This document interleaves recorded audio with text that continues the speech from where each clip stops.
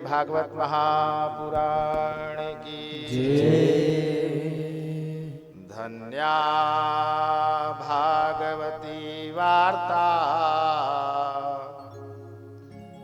प्रेत पीड़ा विनाशिनी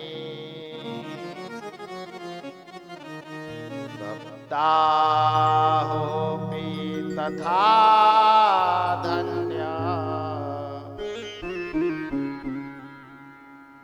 कृष्णलोका फलप्रदः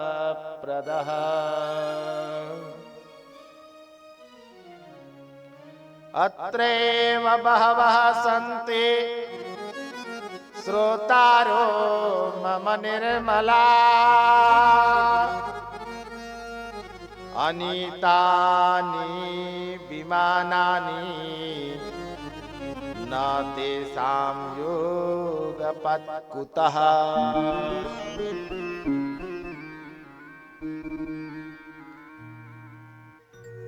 धन्या भागवती वार्ता, धन्य है वह भूमि और धन्य है वह क्षेत्र और धन्य है वो लोग जिनको भगवत वार्ता भगवान का कथा सुनने को अवसर प्राप्त होता है। सब पवित्र हो जाता है, वह भूमि भी पवित्र हो जाती है, वह क्षेत्र भी पवित्र हो जाता है और हमारा मन भी पवित्र हो जाता है। तो धन्या भागवती वार्ता प्रेत पीड़ा विनाशिनी।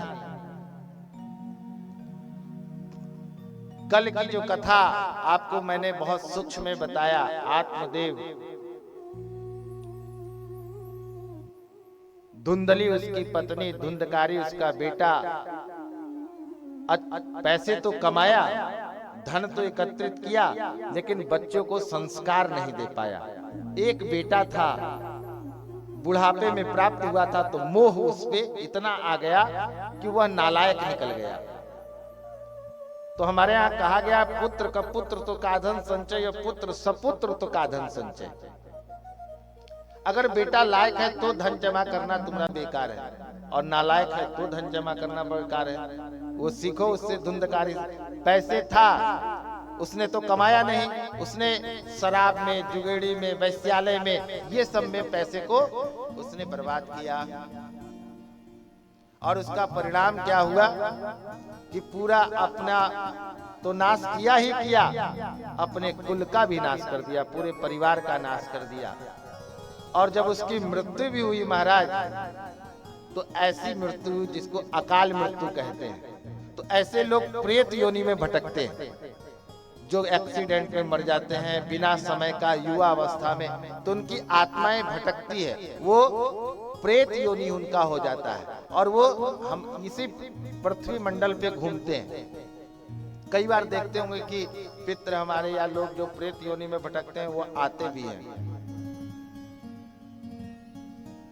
तो ऐसे सत्कर्म करो कि हमें प्रेत योनि में ना भटकना पड़े। उसके लिए श्रीमद् भागवत महापुराण है, और ये आपको बता रहा है कि ये प्रेत योनि को भी तारने वाला है ग्रंथ।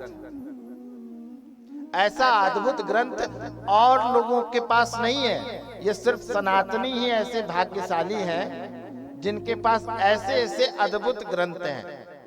और एक दो नहीं, 18 ऐसे पुराण हैं। और उन पुराणों का जो निचोड़ है, जैसे पेड़ का एक जो निचोड़ होता है फल के रूप में, उसी प्रकार सारे वेद, सारे शास्त्र, सारे पुराण का निचोड़ जो है वह यह श्रीमद् भागवत महापुराण है।